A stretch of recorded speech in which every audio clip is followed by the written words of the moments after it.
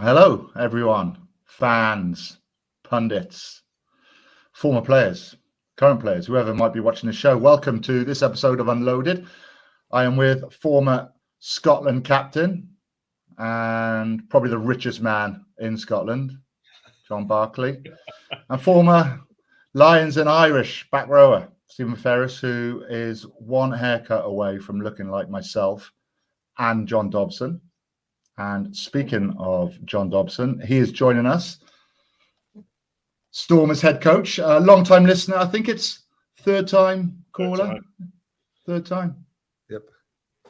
Friend of the show now, mate. You're friend of the show. You're part of the furniture. Well, welcome, John. Forget rugby. How are you? How are you doing personally? You well? You good? Yeah, very good. We're in sweltering Swansea for now, but I'm well. We're all good. We're all good and in good shape and cheerful. How was the travel over? Enjoyable? Because sometimes traveling isn't great. Sometimes it's enjoyable. Like somebody said to me, which was a good point, because we were complaining how we got to go via Qatar, and we managed to make a trip from Parma to Swansea into an 18-hour trip, and now somebody said to me, if you're telling your mates you're not involved in rugby, you're complaining about going to Parma and then having 18 hours, then they're going to look at you like you're a real prick. So keep quiet. Keep quiet. You're privileged. Very good point. Yeah. Good. Yeah, it's good. You're 3 from 3 so far. Happy with your start to the season? Yeah, we're going to be very careful not to be too outcome based. I thought there was lots against, especially look, I'll tell you one thing whether the URC is gaining, and Steve Martin and I talked about it in the conference we had in London about trying to get it to almost like the Premiership with any given Saturday. I know we say any given Sunday, but any given Saturday teams can win. And we thought, Zebra, Connacht, Edinburgh, obviously good. Johnny is a great. We thought, it's tough. It's much tougher.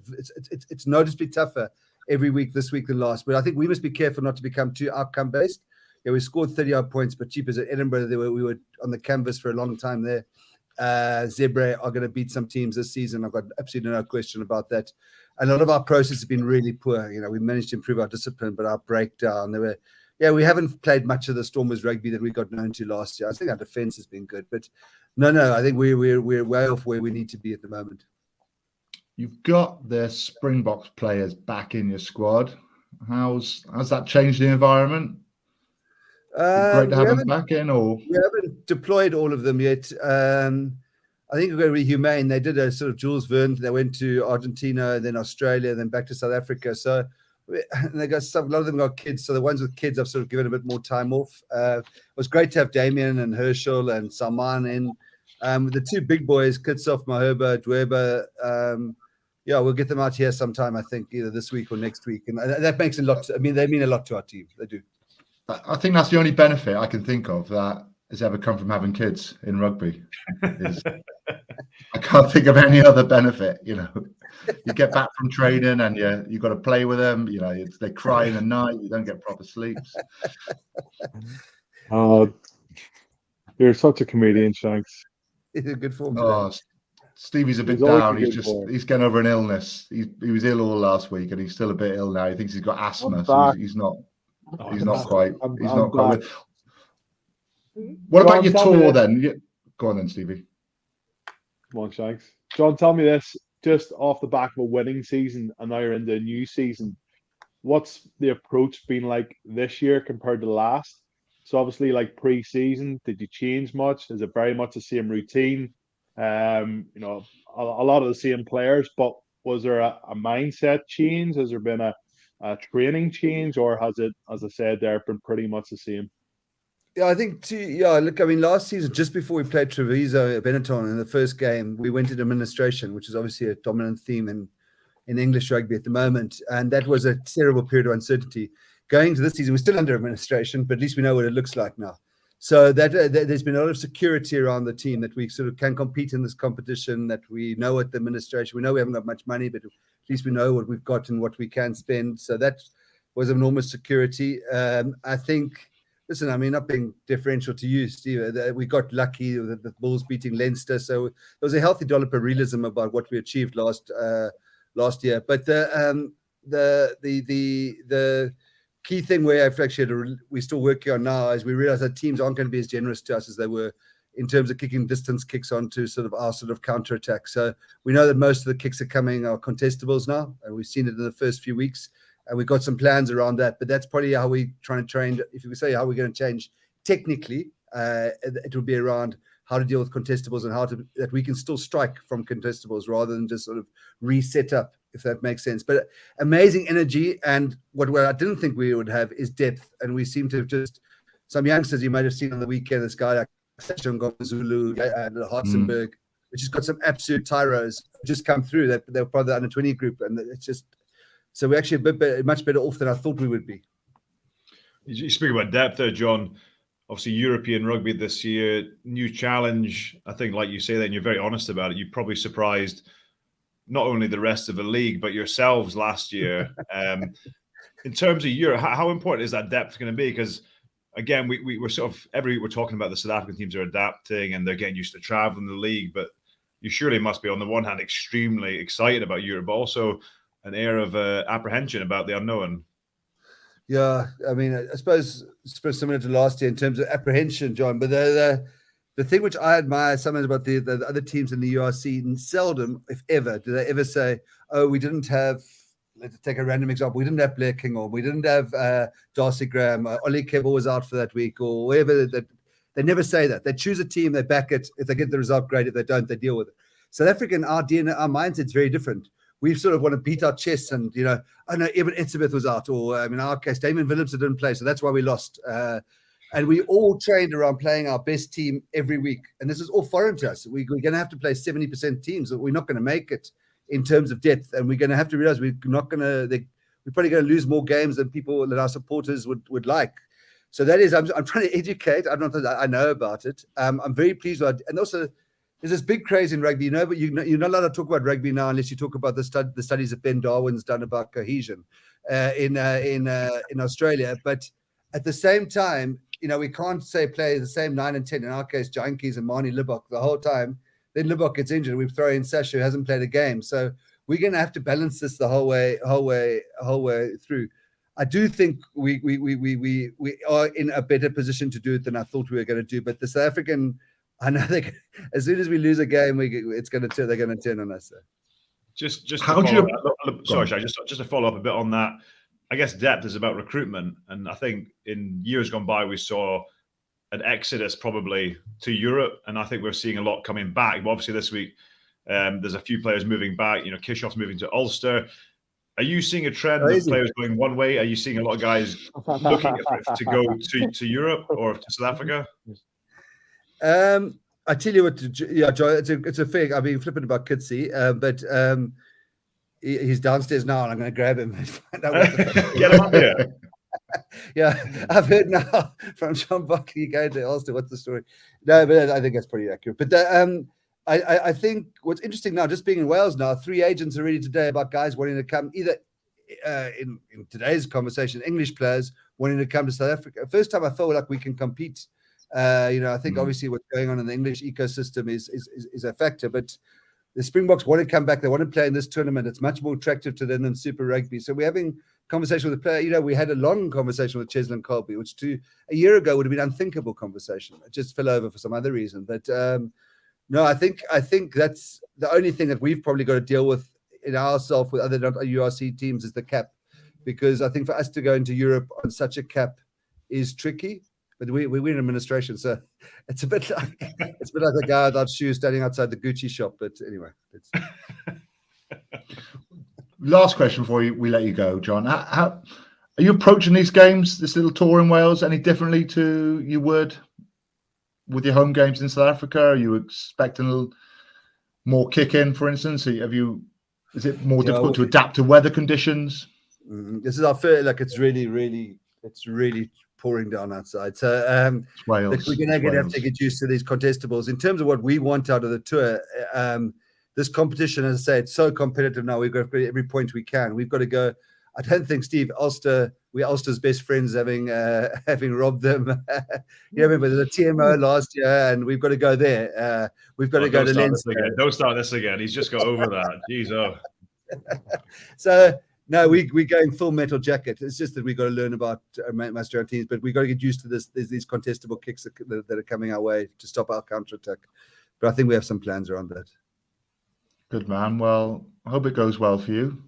I mean that because we like you and you come on the show and you're very engaging, you're very open. So I hope it's a good couple of weeks for you, John. Thanks very much. Is it the pump house tonight, or do we have to go to the Mumbles, the coaches?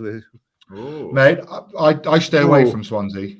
I'm more civilized. I'm Cardiff. I can tell you where to Cardiff to go. Get yourself down Mumbles. That's where I used to live. Lovely. Yeah. Is it nice? Okay, yeah, very nice. Yeah, nice. John lived there. There's a bit of money there, right? So we might see Jonathan Davies as well. So it's worth the trip. Yeah. Jiffy be there. Smashed, probably. Yeah. Thanks John, very much for having me. Thanks so much, mate. Cheers. Cheers. I just want him to do well. Yeah. I mean, I didn't mean everything I said. We got to say it like good luck, but you do want him to do well. Shanks, I got one from here. Someone's written in Grant Schwartz. Shanks and Dobbo look like before and after pictures. Who's before? Before or after what?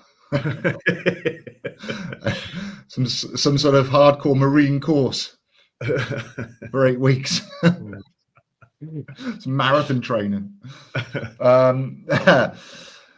Yeah, they shouldn't have too much problem, I don't think. This weekend, next weekend. Yeah, they're too good a team. They've got so much strength and depth. What we've seen there at the weekend, I know we'll touch on it, Shanks, with the Ospreys, but yeah, Dobbo's always so engaging and honest. Like I just wish that everybody else, like players. I know we were talking previously over the last couple of months about interviewing players before matches, and they're just like robots, say all the right things, don't make a mistake. Where John comes on and he's just like, we're in administration. He's talking about Kitskoff. Oh, that's probably accurate. He's just kind of seems like a real genuine bloke, and he's very likable. He's not too worried about what he says. He's thinking about what he's saying. No. He's just being honest. And you're right, because sometimes you want access to players because you want to grow the game a little bit, don't you? You want fans to see it, you want people to hear genuine responses, and when it's just personality. Yeah. Yeah. I don't know what's like in camp, do you? But he seems to even like I'm sure there's not many guys that be left at home or to not go on tour because they've got kids or something. I'm sure a lot of clubs I played would be like, well, you pay your wages over you come, lads. You'll be home in a few weeks, kind of thing. But yeah, big fan. 3 from 3 for them, and then they got Ospreys and Cardiff, and then Lions at home as well. After that. Do you know what's good for? It's good for squad morale as well, because you're going somewhere different. They're obviously good night outs as well, all dotted all over the URC, so it's a good bit of team bonding as well. I always think. Here's a good stat for you on the running board, which I didn't know. You probably both read this. If they win against the Ospreys on Friday, second longest win streak in the league ever. Yeah, but it's second, and Leinster won 26 in a row, so it's but you wouldn't think it wasn't really worth mentioning. Well, I just like them. Sometimes I'm not trying to pump their tires here.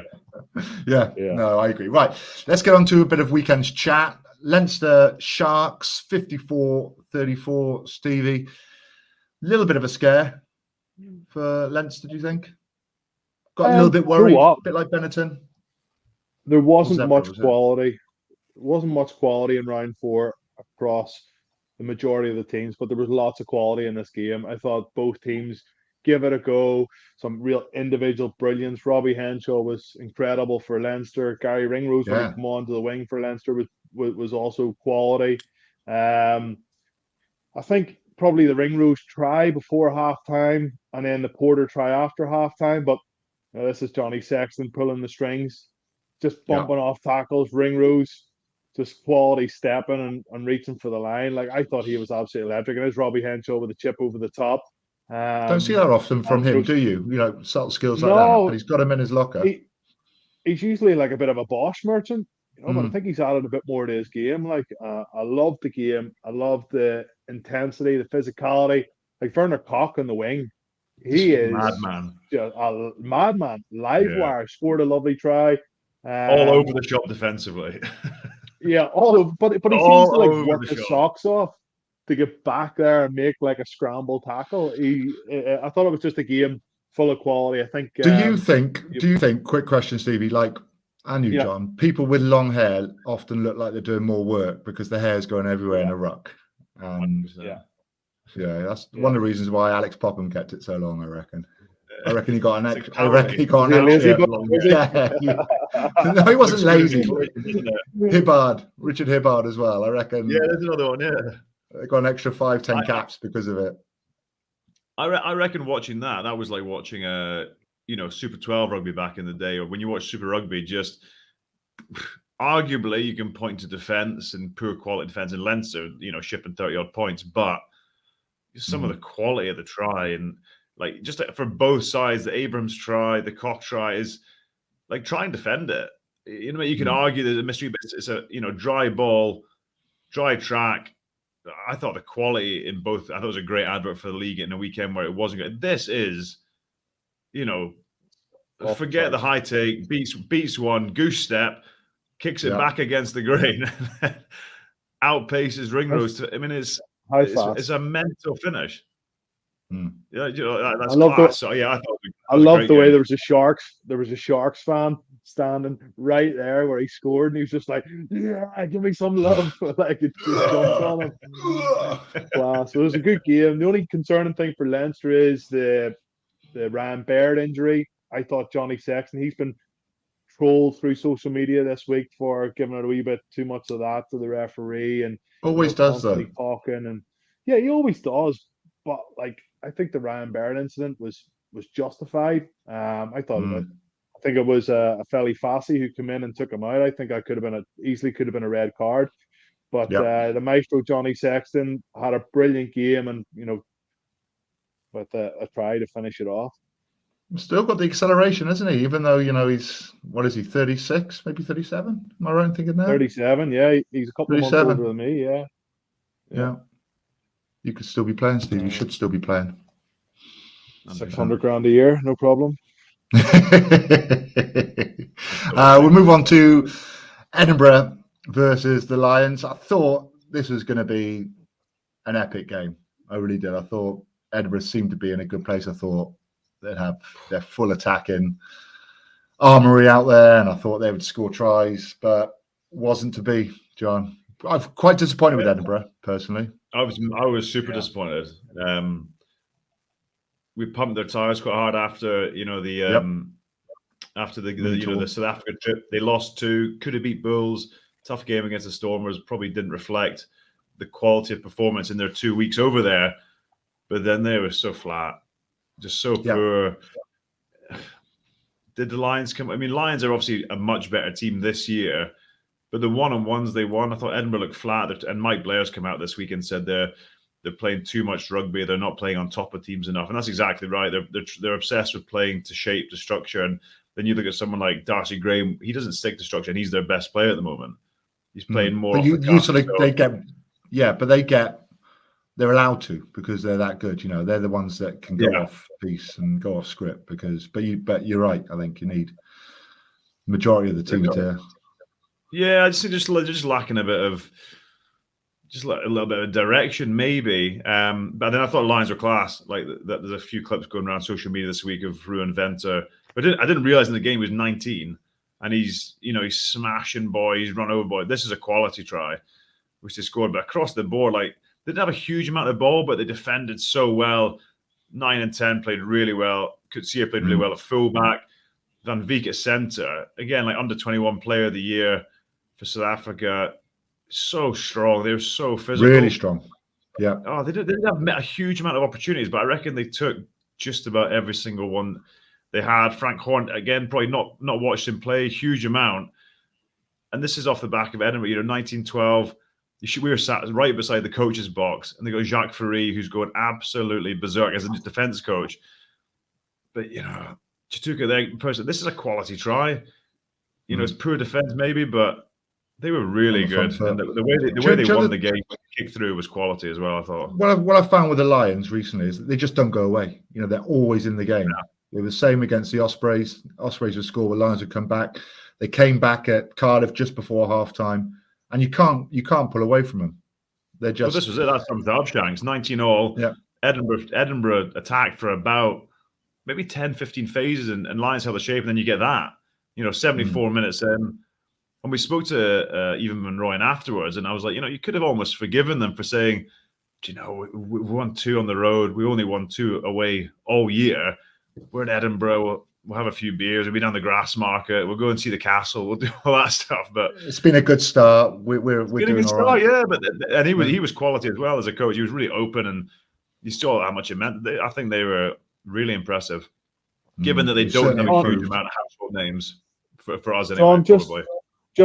Just on Edinburgh, so they pumped the Dragons in the first round, and then we have a couple of the lads on, and there seemed to be like a confidence, in the squad. It seemed to be in a really good buzz, and then it's a real close call in the Bulls game. Could have went either way, and then their confidence just seems to get sucked out of them until they get an unbelievable win again, and then they're on a high, and then they could beat somebody by 20 or 30 points, and then they keep that going, and then as soon as they get a loss that they probably should win, then it just seems like a bit like the Scottish national team as well. They sort of drop off very quickly. Yeah, it could be. I think you look at their fixtures. I don't think many teams are going to beat the Stormers away. I don't think many teams are going to beat the Bulls away. So you have to try and put a bit of context on their season so far. Good win week 1, weeks 2 and 3. I don't think anyone, like I said, will win there.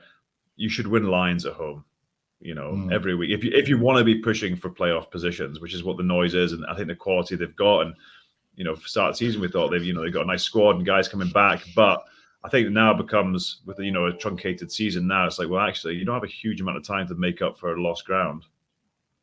You'd say, yeah, I think you'd go by that from last year's performance from the Lions, but I think this year, they've certainly improved a lot more. And I think teams will struggle with them now. There's not much to tell. I don't think that the South African teams apart, really. Lions were down the bottom. They're the ones that didn't make the top 8, but they certainly look the real deal this year. So be worried, be afraid. Stevie, Ulster Ospreys. Ulster narrowly win that one, 47-17. You were commentating. Yeah, I was commentating. I was sent a message after the game by like a direct message via Twitter. It's like one of the diehard fans of Ulster sent me a message, and I think I maybe mentioned it on air that the atmosphere was really poor. Like there was maybe 9,000 or 10,000 people there, and you could have heard a pin drop the whole match. So there was like everybody was just standing talking to each other. They weren't taking in the game, and the reason for that is because everybody was expecting an Osprey side. Everybody doesn't look at the team sheets until they get to the Kingspan Stadium that night. They were expecting to see Adam Beard, Alan Wynne-Jones, Dan Lydiate, Justin Tipperick, Anscombe, George North, all the big hitters. And then all of a sudden you hear before the game that Dan Lydiate's not going to even be playing, and Myler's been pulled as well. And it's a bunch of guys who I'm struggling to get notes on in commentary. So everybody else in the stadium's going, geez, who are, all these blokes? Who are most of these blokes? And it was a non-starter from the first whistle. It really was. Ulster took control. And if Ulster had been in first gear, they would have absolutely, slaughtered the Ospreys. And I think that's the only positive the Ospreys can take out of the game is that they've all those guys to come back in. Toby Booth has probably just went, scratch that one off, and we'll move on to next week because they were very poor with ball in hand. They were poor in defence. They weren't great at getting over the gain line. Morgan Morris. Is it Morgan Morris, Shanks? Yeah, number 8. He put in a good shift, and anytime he looked okay. Big run in the first half, which led to one of the tries. Meters. Yeah, but I don't think you can read too much into the game, lads. It didn't really tell us anything that we don't know about each of the two teams.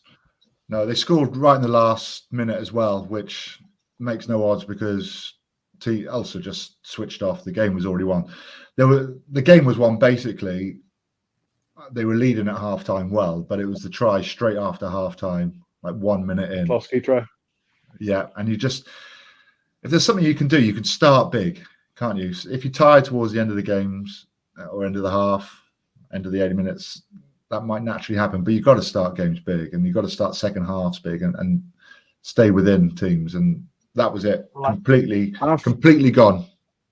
After 25 minutes or whatever it was when Ulster scored, I think Luke Marshall, when he scored that try, cutting back underneath the sticks, going to see it now. The Ospreys players were actually like slow walking to the halfway line, even though there was like 60 minutes left of the game. They were like eating up the time, like this try was the first one. I think they should have stopped the game because Gareth Thomas had a HIA totally and was knocked out. Totally agree. They're not always seen. But this one, yeah, you're right. They can't get in position quick because the speed of the ball is so good. And it was, do you know what? That's a great angle because, there's a great angle because he's not thought 4 or 5 phases out. This is the line I'm going to hit. That's just instinct. He's geared up to run a move or a phase play outside him. He's seen the 2 players get off the ground, running back, and he's hit a really good angle. I thought he was really impressive, Luke Marshall. It's a bit of put his hand up to say, Andy Farrell, I'm still here playing good rugby. Yeah, but he's a few caps under his belt. McCluskey got injured as well. But like honestly, lads, being there, Ulster didn't play that well. No width to their game whatsoever. Everything came through the middle. Pick and go try, maul try. Yeah, it didn't need to. So, I think the lack of depth and I was quite impressed with the Ospreys the week before, and I thought, here we go. This is a bit more like the Ospreys that I associate with, in my early career. Real grit, and then we saw with Cardiff in week 2, good win, and then they dropped. They rested Faletau. Yeah, is this an opportunity? And then you drop to essentially the second team, if we're honest, and the drop off is massive.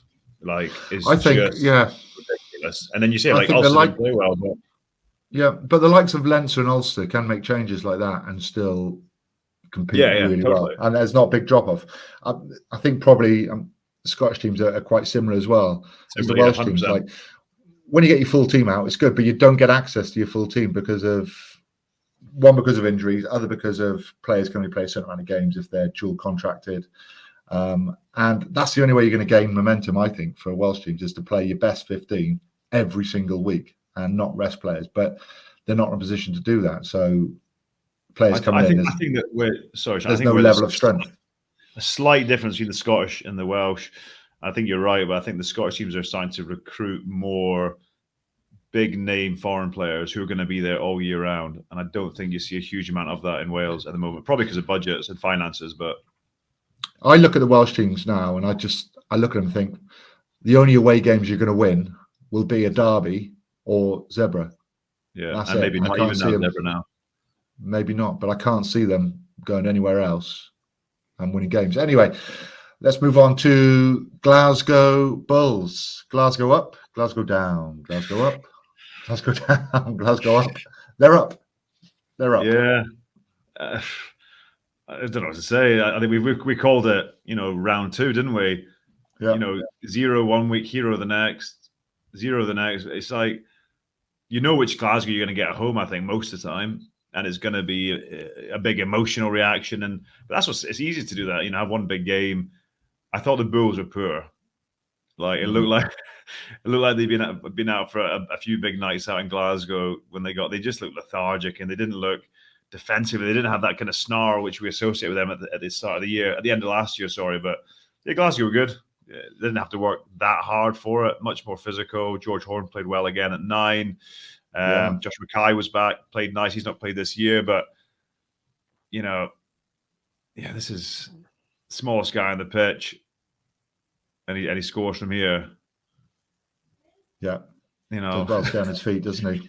Yeah, I mean he's playing really well, and I think Glasgow look great at home. But who we're going to see? What kind of Glasgow we're going to see this week? And that's, I guess, as a kind of a backhanded compliment. And you say we can't please you, kind of thing. But you got to be more. You got to be competitive on the road, because at the moment when they go on the road, they're getting their pants pulled down.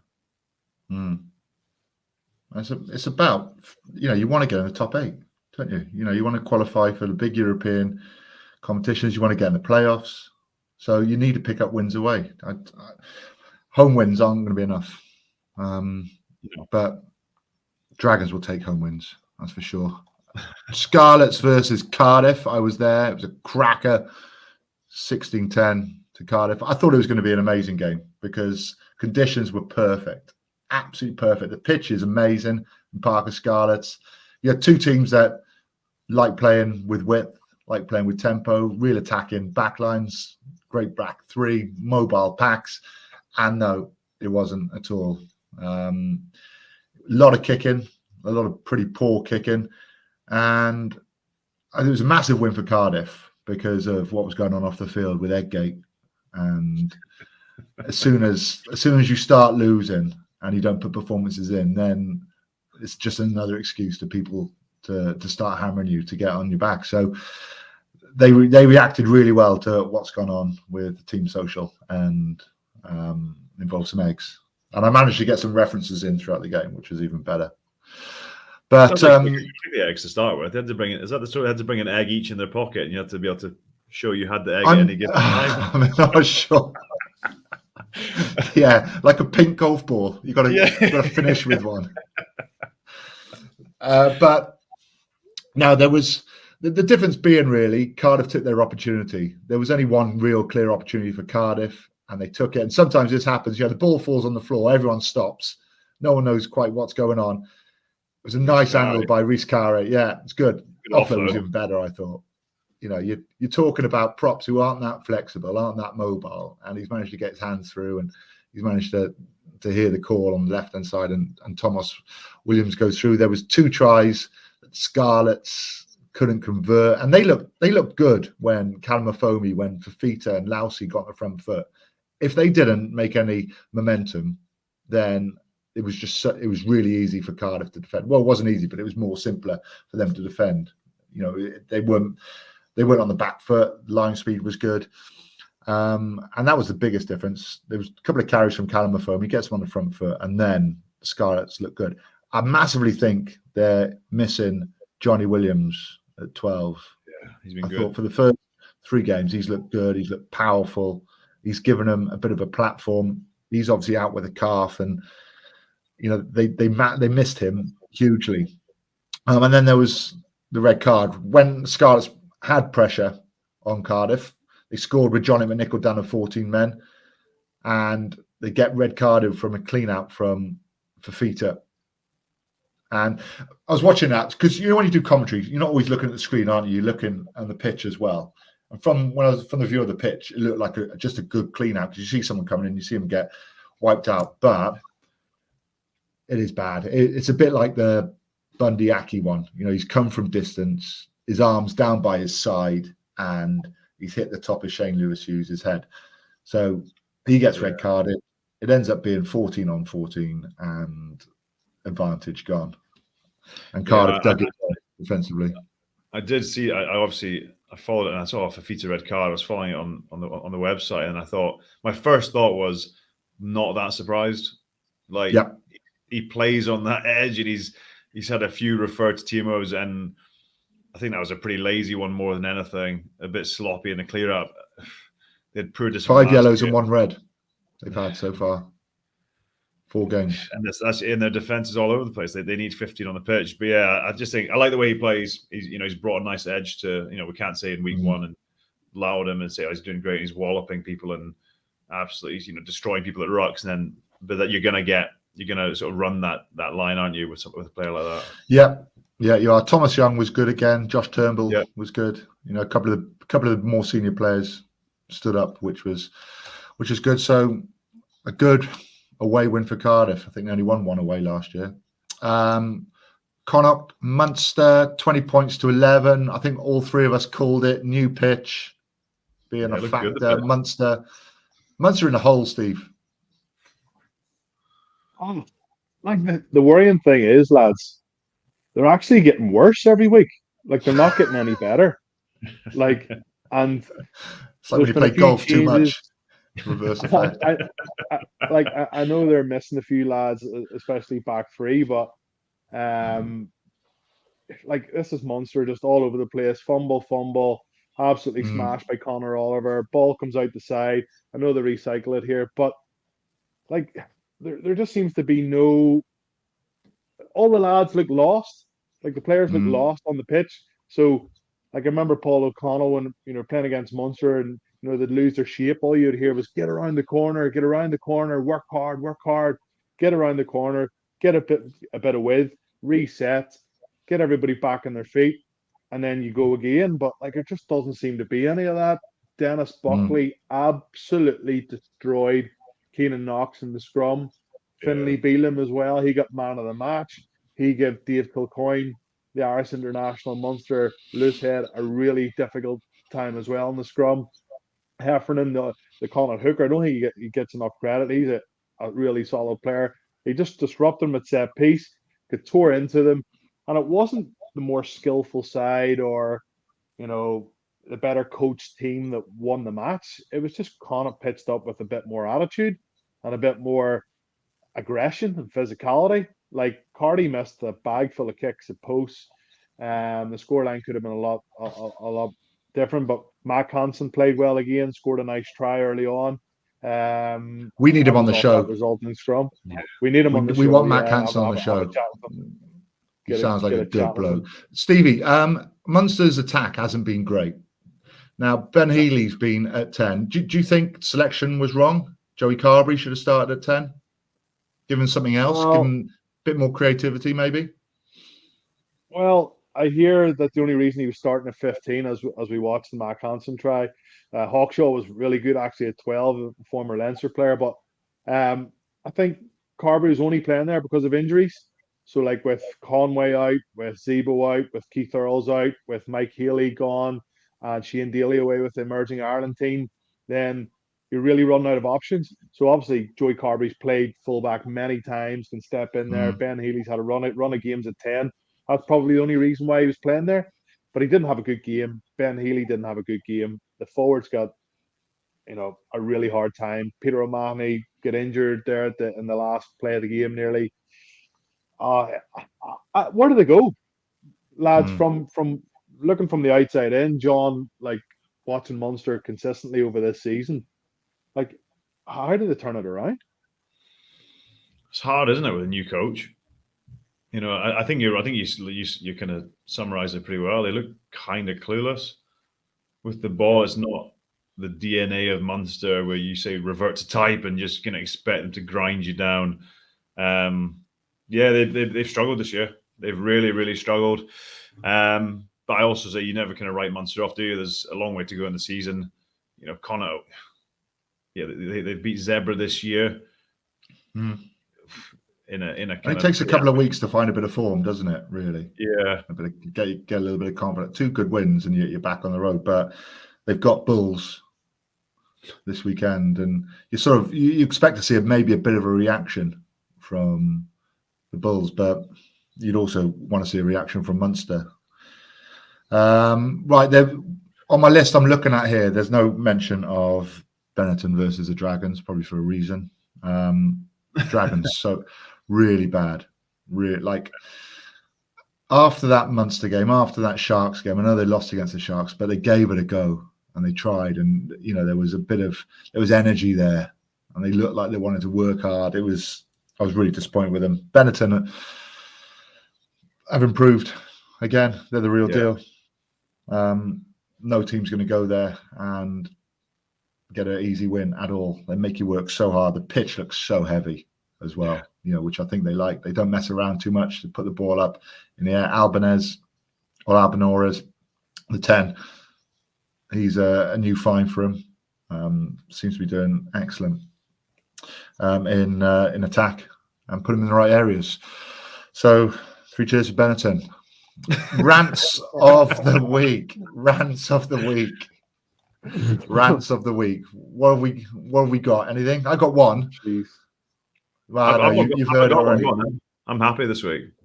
Don't wear tracksuit bottoms, grey tracksuit bottoms, white Slazenger socks, and a pair of 30-year-old Reebok trainers for live TV. Andrew Trimble. He hit it all with it. It was like he travelled from Belfast to Cardiff naked with no money, and he had to dress himself. That's what it looked like. Mate, he commentated in Glasgow once. I think it was Glasgow, and he rocked up soaking wet. I was like, mate, where you been? He said, oh, I got the boat over. I said, oh, the boat from Ulster. He said, no, I got the boat in Glasgow. He arrived at Glasgow, and I was on some boat to Scotstoun Stadium and rocked up in the pretty similar nick, actually. So, not surprised. No. Well, that's my run of the week. Yeah. I Get don't have yourself one. down to a shopping outlet. Stevie, got any? Man flu? No, it's probably just the atmosphere at the Kingspan. Like the Saturday night game, like everybody was expecting to turn up and two teams to go hell for leather against each other, and like I think we'll probably see that a few times this season where teams will send a weekend side over. But yeah, just the atmosphere was lacking at Kingspan. But we all know it's usually a good Friday night lights or Saturday night lights in Belfast, so hopefully it picks up. I don't know if you boys think this, but it seemed like just the quality dropped this round rather than the last three, just a little bit. And I don't know whether it's weather conditions or not. There's a lot of injuries. We're sort of seeing now from players, 4 games in, squads are having to use, a lot of their squad now because a lot of frontline players are injured. But it just seemed like a bit of a drop in the quality. So let's hope we get it back for round 5. My choice now of what we're going to talk about. Oh, didn't have long to see that, did we? No, I saw favourite takeaway was the first thing I saw. Maybe we can get up. Worst dressed co-pundit. I think we've already covered that. I mean, you were, John, with your elastic trousers that you can fit things in. Like it'd be like your trousers you wore would be like a ferret's playground. We've discussed this. There's no point in going over all ground here. A ferret would have a whale of a time just crawling around your leg and stuff. Right. Worst dressed co-pundit. Well, I'm going to say Andrew Trimble. Jim Hamilton. Oh yeah. Yeah. Same clothes every single time. Yeah. Best takeaway. Go on. We'll have one more. Best takeaway. Oh. Thai. I love a good Indian. Peshwari naan. Oh. Hungry now, actually. Yeah. There's a takeaway close to me in Dinners Powers, and they do like a kebab platter. So you can get a big tray, and its base layer is chips and a bit of salad on the side, and then you can have a choice of like shish, chicken shish, lamb shish, proper kebab meat, and right underneath the chips is a naan as well. So I quite like that. Well, that's carbs. a great. Is that not a great gyro then? Don't know what it is, mate, but it's lovely. It is a gyro, Steve. Well done. It is. That's a gyro, boys. Yeah, because it's got protein in, which you need. It's got salad in, greens, and it's also got a bit of essential carbs, potatoes and bread. So, Any sauce? Yeah, chili and garlic. Taco, garlic, chili and garlic. Same every time. You like Five Guys, don't you, John? No. The food. Oh, okay. Standout games this weekend. We've got Connacht v Leicester. Leicester, jeez, how'd that happen? Oh. Connacht v Leinster. Yeah, I'm looking forward to that one. I'm covering that one down in studio. I think Rob Carney actually and myself. So it should be a good game. It'd be really interesting to see if Connacht can pick up where they left off. Like Cardi has to get his act together, not only with his kicking, but directing his team around the pitch. He kicked the ball dead against Munster. You just cannot be giving Leinster opportunities like that. So yeah, I'm excited for that one. Should be a good game. Leinster, I'm expecting Johnny Sexton to play again. Pretty strong side to go to the sports ground. So yeah, tune in for that one. It'll be a good game. Yeah, tune in because Stevie's on. Munster Bulls. Tune in because you're doing it, or not tune in because you're doing it. I'm not doing that game. Don't bother, guys. Don't bother. Don't waste your time. Save it. Have an arvo off. Munster, do you think we'll see a react? Do you think we'll see a reaction? Probably said this every week. I don't Is this going to be the one at home? No, I don't think we're going to see a reaction, but I think they'll win. I think there'll be a reaction from the Bulls as well. I think there'll be a reaction. I'm going to go for the Bulls there. I think Munster are all at sea right now. They're taking. Yeah, they're for the taking. Summed it up they nicely, are. Shanks. Stormers, Ospreys. I think Stormers. Stormers. Yeah. Stormers. Too With a much bit to confidence, spare. too good. Yeah, too much pace. Lions versus Ulster. I'm going Lions. It's gonna be a good game. Hmm. It's altitude, isn't it? That is going to be. We could travel at altitude. It's meant to be boiling over there at the moment. Yeah, and the Lions look good. They look confident. They've just come away from a nice trip. 3 wins on the road. Confidence is high. They look a lot more organised than last year. So yeah, I'm going to go back to the Lions there. Yeah, I'm going to back the Lions as well. I'm going to back the Lions as well because I think if you throw the ball wide and play this really nice brand of rugby against Ulster, they sort of eat you up. Where the Lions like to keep it tight, real Direct. dogged around the fringe, Big men. yeah, real dogged around the fringe, big men. That's where Ulster sort of struggle. So away from home, well, the travel and everything else, I'm going to go for Lions are playing like the win. Munster of old, I reckon. Yeah, yeah. You're on fire Edinburgh versus Benetton. Benetton. Edinburgh. Stevie. Yeah, I'm going Edinburgh. Edinburgh. Yeah, you don't become a bad team overnight. I'm thinking they can't be worse than last week. So Cardiff Dragons. I'm at Cardiff Dragons to tune in, please. you be doing that one. Cardiff, yeah, Cardiff will win. I think. What about Bulls? No, sorry, Sharks. Glasgow. It's going to be Sharks. Isn't Sharks. Where are Glasgow playing? Where is it? Yes, Glasgow are going to go to South Africa and play the Sharks and the Lions. Ooh. They're not going to win either of those. No, I don't think so. Shanks, I think just before we wrap up, how do you get yourself up every week to go to Dragons versus Cardiff and Scarlets versus Cardiff and like it must be tough, like to watch it but also commentate on it. Surely, like Welsh Rugby seems like it's. You're in one of these moods, aren't you? You're one of these moods tonight. I just want to hear a bit of honesty from you. You're tired. Do you know? Well, I've got energy drinks, coffee, and caffeine gum, mate. So like this, fine. No, I enjoy it, mate. I enjoy it. It's seeing players form. It's sometimes the rugby isn't the greatest, but you're still excited because you're watching a team you used to play for, teams you used to play against. They're going for international spots. The atmosphere is really good. The derbies, there's been great atmosphere. There's a good atmosphere at Scarlets, and there'll be a really good atmosphere in Cardiff on Saturday. So I don't need to get up for it, mate. I'm a fan. Okay. So on that note. Yeah, on that note, thanks for creating atmosphere, Stevie. Yes, Steve. Positive finish. Yeah. Why bother? That is it. Why bother? Why do you bother with Welsh Rugby? Why don't you just give up and watch another sport? Watch the football because we're in the World Cup. Yeah. No, it's not difficult, Stevie. That is it. Thank you very much to Stephen Ferris and John Barclay. Don't forget, you can watch every game live on Premier Sport. Subscribe, watch, enjoy, and we will see you next week.